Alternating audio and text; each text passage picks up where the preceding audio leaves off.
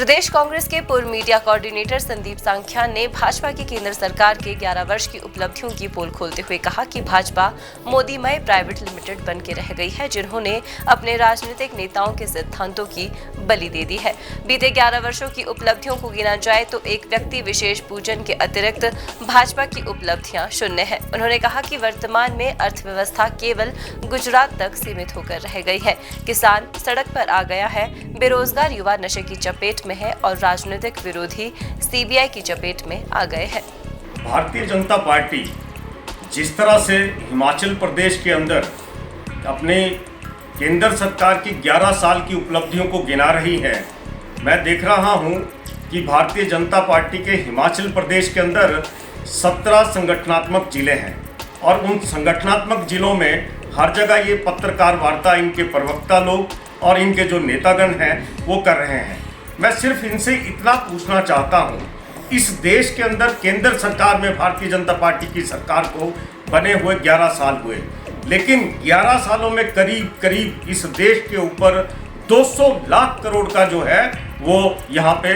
कर्जा चढ़ गया है इस देश के अंदर। मैं ये भी इनसे पूछना चाहता हूँ, आज औसतन इस देश के अंदर जो बेरोजगारी की दर है वो 12 से 14% बढ़ी है और मैं इनसे ये भी बताना चाहता हूँ इनको कि आज महंगाई की जो दर है वो कहाँ पे है, इन्फ्लेशन रेट कहाँ है, आज जनसंख्या की गिनती नहीं हो पा रही है। मैं इनसे ये पूछना चाहता हूँ कि इनके प्रवक्ताओं से और भारतीय जनता पार्टी के वरिष्ठ नेताओं के कि 11 साल की आप उपलब्धियों की बात कर रहे हैं, आप ये बता दीजिए कि इस देश के कितने युवाओं को आपने नौकरी दी है,